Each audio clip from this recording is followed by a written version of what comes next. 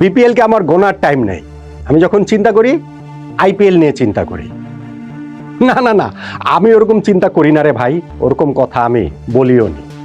বলেছেন ফাহিম আল ইসলাম নামে একজন, যিনি বিপিএল এর দল সিলেট টাইটান্সের উপদেষ্টা। সিরিয়াসলি একটা মানুষ মিডিয়ার সামনে এসে এরকম কথা বলতে পারেন? ক্রিকেট সংশ্লিষ্ট একজন। হ্যাঁ, আপনি এটা বলতেই পারেন যে তার ক্রিকেট সংশ্লিষ্ট তার খবর জানেন কয়জন। আমারই হয়তো বা ব্যর্থতা, আমি আজকের আগ পর্যন্ত এই ভদ্রলোকের ব্যাপারে কিছুই জানি না। কতজন জানতেন বাংলাদেশের ক্রিকেট সংশ্লিষ্ট, সেটাও একটা প্রশ্ন রয়েছে। কিন্তু মিডিয়ার সামনে এসে যখন একটা ফ্র্যাঞ্চাইজির প্রতিনিধিত্ব করা বিপিএল এর দলের তিনি এসে যখন এরকম কথা বলেন, সেইটা কি আসলে হাস্যরসের খোরাক যোগায় না?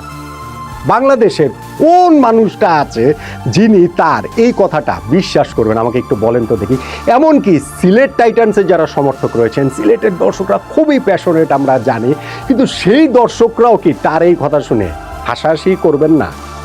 আর বাংলা ভাষাভাষী তো শুধু বাংলাদেশের মানুষ না, আরও অন্যান্য দেশেও তো রয়েছে। তারাও যখন এই বিপিএল এর একটা ফ্র্যাঞ্চাইজির উপদেষ্টার মুখে আইপিএল নিয়ে এরকম কথাবার্তা শুনবেন বিপিএল এর সঙ্গে মিলিয়ে, তখন সেটা তাদেরকেও যথেষ্ট হাসির উপাদান যোগাবে বলেই তো মনে হচ্ছে, নয় কি?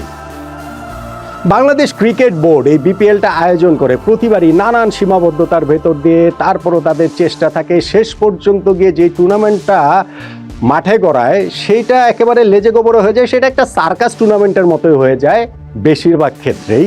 আর সেই সার্কাসে এরকম কিছু ক্লাউন সবসময় কিভাবে জানি আসলে ভিড়ে যান, যারা এই টুর্নামেন্ট বলেন, বাংলাদেশের ক্রিকেট বলেন, সেইটাকে হাস্যাস্পদ করে দেবার কাজটাই শুধুমাত্র করতে থাকেন। আমি যদি ওই ভদ্রলোকের কথাটার একটু ব্রেকডাউন করি, তাহলে আসলে আমরা কি দেখতে পাই?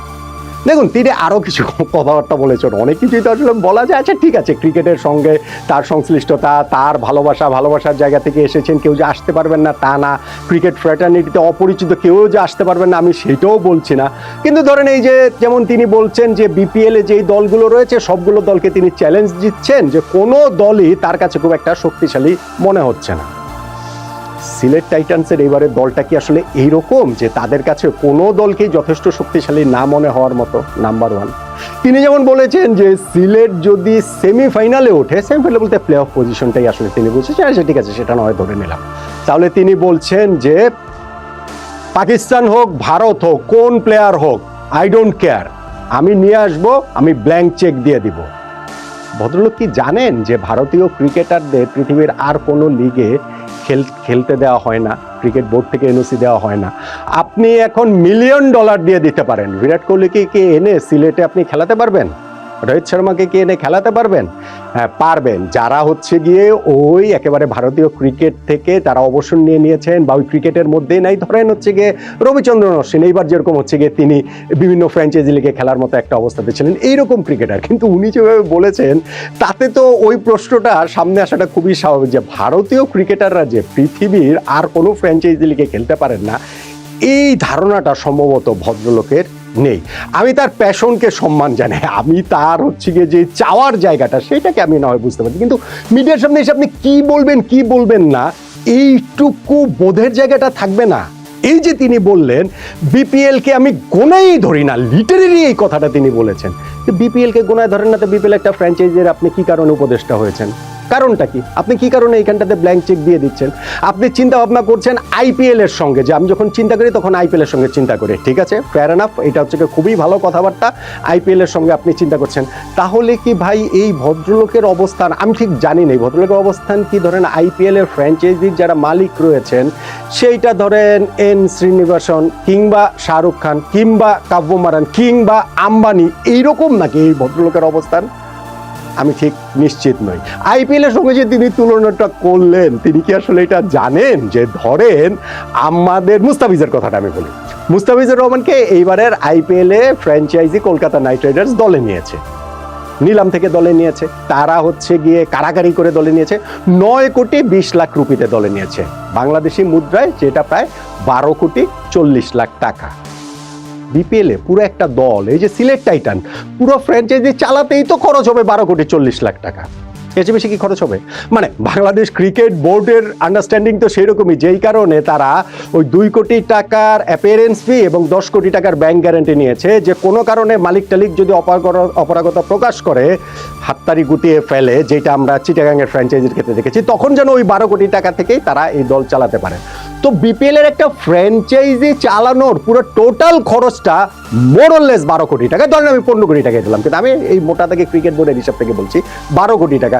সেইখানে বাংলাদেশেরই একজন প্লেয়ার মুস্তাফিজুর রহমানকে কলকাতার ফ্র্যাঞ্চাইজি নিয়ে নিচ্ছে আইপিএল এর 12.5 কোটি টাকায়। বিপিএল আর আইপিএল এর তুলনাটা কিভাবে চলে রে ভাই? বাংলাদেশের এই যে 6টা ফ্র্যাঞ্চাইজি নিয়ে বিপিএল হচ্ছে, 6টা তো ফ্র্যাঞ্চাইজি এখন আর বলা যাবে না, মোটামুটি 5টা বলতে পারেন, কেননা চট্টগ্রাম রয়্যালসের ফ্র্যাঞ্চাইজি ওনাররা তো চলে গেছে, সেই জায়গাটায় Bangladesh cricket board take over করেছে। তারপর আমি ধরলাম যে এই 6টা দলের মধ্যে 12 কোটি টাকা করে যদি ধরেন, তাহলে 72 কোটি টাকা হচ্ছে গিয়ে টোটাল খরচ। আচ্ছা ঠিক আছে, আমি না হয় 80 কোটি টাকাই ধরলাম। বিপিএল এ একটা ফ্র্যাঞ্চাইজির টোটাল সবগুলো ফ্র্যাঞ্চাইজি মিলে ধরেন 80 কোটি টাকা খরচ, আর আইপিএল এ প্রতিটা ফ্র্যাঞ্চাইজির স্পেন্ডিং পাওয়ার শুধুমাত্র ক্রিকেটার কেনার ক্ষেত্রে, অন্য সব বাদ দেন, এই যে মনে করেন বোনাস মানি বাদ দেন, হোটেল ভাড়া বাদ দেন, আপনার হচ্ছে গিয়ে ওই ম্যাচ ফিও তো এখন আইপিএল এ রয়েছে, সেগুলো সব বাদ দেন, সব বাদ দিয়েই হচ্ছে গিয়ে এক একটা ফ্র্যাঞ্চাইজি প্লেয়ার কিনতে পেরেছে হচ্ছে গিয়ে 120 কোটি রুপির, বাংলাদেশি মুদ্রায় যেটা 160 কোটি টাকার বেশি। আমাদের টোটাল বিপিএল এর বাজেট হচ্ছে 80 কোটি টাকা, আর আইপিএল এ একটা ফ্র্যাঞ্চাইজি শুধু খেলোয়াড় কেনা বাবদ বাজেটই হচ্ছে গিয়ে 160 কোটি টাকার বেশি, অর্থাৎ আমাদের পুরো টোটাল বিপিএল এর ডাবল ওদের একটা ফ্র্যাঞ্চাইজির খেলোয়াড় কেনা বাবদ খরচ। কিভাবে তুলনা হয়? কিভাবে তুলনা চলে? কিভাবে বলতে পারেন যে আমি বিপিএল কি আমার গোনার টাইম নাই, আমার চিন্তা ভাবনা সব আইপিএল নিয়ে? আপনি ওইখানটাতে বড় স্বপ্ন দেখতে পারেন, বড় কথা বলতে পারেন, ভালো কিছু করতে পারেন। ইভেন সিলেট এবার ফ্র্যাঞ্চাইজিটা তাদের চ্যাম্পিয়ন হতে পারে, সিলেট কিন্তু এবার ভালো দল, এবং সত্যি সত্যি যদি সিলেট প্লে অফে কোয়ালিফাই করে, তখন সত্যি সত্যি খুব বড় মাপের বিদেশি ক্রিকেটার তিনি নিয়ে আসতে পারেন, ব্ল্যাঙ্ক চেকও দিতে পারেন। কিন্তু সেগুলোও যদি হয়, তারপরেও এই যে সিলেট টাইটান্সের উপদেষ্টা ফাহিম আল চৌধুরী, তিনি যেই কথাগুলো বলেছেন যে বিপিএলকে আমার গোনার টাইম নাই, আমি যখন চিন্তা ভাবনা করি তখন আইপিএল নিয়ে চিন্তা ভাবনা করি, এই কথাগুলো আসলে হাস্যকরী, এই কথাগুলো আসলে আটার বুলশিট। এর আসলে কোনো রকম কোনো যৌক্তিকতা, সত্যের লেশমাত্র এর মধ্যে আসলে নেই। তার ইচ্ছার জায়গাটা ভালো হতে পারে, তার কমিটমেন্টের জায়গাটাও ভালো হতে পারে, সিলেটের প্রতি তার আবেগের জায়গাটাও প্রবল থাকতে পারে, কিন্তু মিডিয়ার সামনে এসে যখন তিনি এরকম কথাবার্তা বলেন, সেইটা শুধুমাত্র সিলেট টাইটান্স না, শুধুমাত্র সিলেটবাসীকে না, পুরো বাংলাদেশের ক্রিকেটটারই আসলে একটা হাসির খোরাক হয়ে যায়। এবং বাংলাদেশের ক্রিকেটের এমনিতেই অবস্থা নড়বড়ে, সেই নড়বড়ে অবস্থার মধ্যেও বাকিরা আমাদেরকে নিয়ে হাসাহাসি করার একটা সুযোগ পায়। আমি এটার তো আর কোনো কি বলা চলে যে বাংলাদেশ ক্রিকেট বোর্ড এখন কি করবে, তাকে কি আসলে জরিমানা করবে? সিলেট টাইটান্স এখন কি করবে, যে উপদেষ্টা করেছে তাকে কি আসলে, মানে এটা তো কোড অফ কন্ডাক্ট ভঙ্গের কোনো বিষয় না, এটা তার ভাই মনের কথা তিনি মুখে এনে অকপটে বলে দিয়েছেন। কিন্তু সেই বলাটা যে বাস্তবতা থেকে অনেক দূরে, সেই বলাটা যে আসলে অন্য সবাইকে আসলে মুখ টিপে টিপে হাসতে বাধ্য করছে, তার সামনে দাঁড়িয়ে অন্যরা যে যেমনভাবেই রিয়েক্ট করুক না কেন, ইভেন এই প্রেস কনফারেন্সের পর সিলেটের দল, তাদের ওই যে অন্যান্য যারা রয়েছে, তারা বলতে পারেন যে না, খুব ভালো কথা বলেছেন। এন্ড অফ দ্য ডে গিয়ে এই কথাতে আসলে হাসাহাসি ছাড়া আর কোনো কিছুই হবে না। এবং আমি যেটা বলেছিলাম যে বাংলাদেশ ক্রিকেট বোর্ডের এই বিপিএল সার্কাসে এইটা হচ্ছে কি একটা ক্লাউনগিরির একটা মাত্রাই কেবলমাত্র যোগ করছে, এর চেয়ে বেশি কোনো কিছু আসলে নয়।